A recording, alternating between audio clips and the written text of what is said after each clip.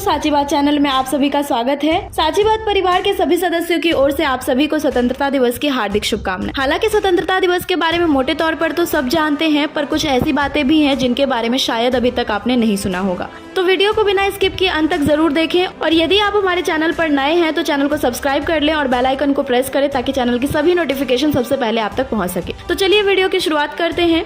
हर साल 15 अगस्त के दिन भारत अपना स्वतंत्रता दिवस मनाता है। वर्ष 1947 में इसी दिन भारत को ब्रिटिश राज से आजादी मिली थी। बता दें कि अंग्रेजों का भारतीय उपमहाद्वीप में आगमन 24 अगस्त 1608 को व्यापार के उद्देश्य से भारत के सूरत बंदरगाह पर अंग्रेजों का आगमन हुआ था। लेकिन 7 वर्षों के बाद सर थॉमस रो की अगुवाई में अंग्रेजों को सूरत में कारखाना स्थापित करने के लिए शाही फरमान प्राप्त हुआ।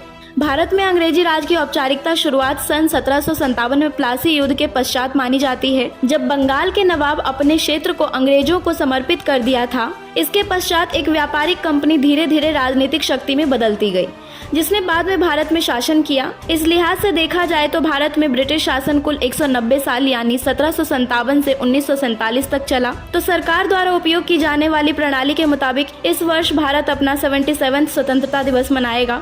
बता दें, इस वर्ष स्वतंत्रता दिवस की थीम आजादी का अमृत महोत्सव के साथ साथ नेशन फर्स्ट ऑलवेज फर्स्ट यानी राष्ट्र पहले हमेशा पहले है। स्वतंत्रता दिवस पर देश भर में केंद्रीय सरकार ने हर घर तिरंगा अभियान का दूसरा संस्करण शुरू किया है। इसके अलावा इस साल मेरी माटी मेरा देश जैसे अभियान भी चलाए जा रहे हैं। भारत का आजादी का दिवस आज यानी 15 अगस्त को ही क्यों रखा गया? तो 15 अगस्त की जो तारीख है, इसके चुनने के पीछे एक इंटरेस्टिंग सी स्टोरी है। बात उन दिनों की है जब कांग्रेस, जो कि आजादी के आंदोलन को लीड कर रही थी, वो 1930 से 26 जनवरी को मना रही थी आजादी दिवस के रूप में।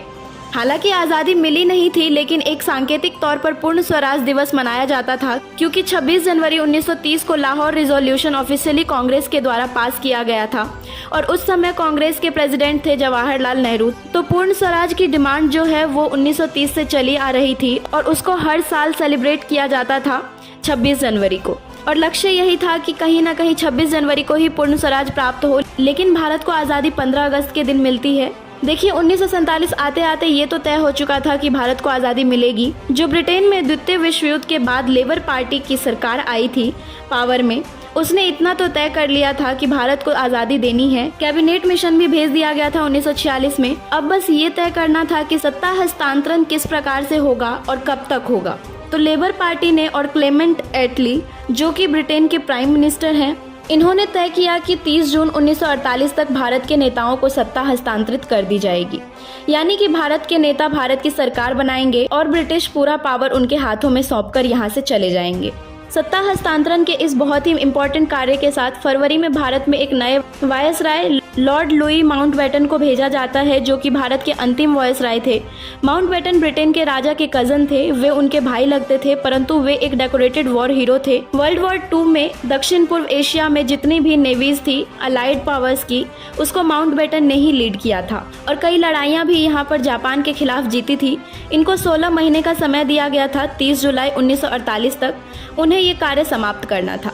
अब जब माउंटबेटन भारत आए तो उन्हें कुछ हफ्तों के बाद ही आभास हो गया था कि यहाँ 1948 तक रुकना तो असंभव है। यदि इतने लंबे समय तक यहाँ रुके तो शायद गृह युद्ध की स्थिति उत्पन्न हो सकती है। ऐसी स्थिति को देखते हुए उस समय चक्रवर्ती राजगोपालाचारी जी ने कहा था, यदि वायसराय माउंटबेटन जून 1948 तक यहाँ रुकते तो कोई पावर बचती ही नहीं जिसे स्थानांतरण किया जा सकता। ब्रिटिश सरकार वहां पर समाप्त हो जाता, सिविल वॉर वहां पर छिड़ने की आशंका थी। तो माउंटबेटन ने ब्रिटेन में सरकार को, क्लेमेंट एटली को इस बात के लिए मनाया कि जितना जल्दी संभव है यहाँ से निकलते हैं और देश का विभाजन कर दो।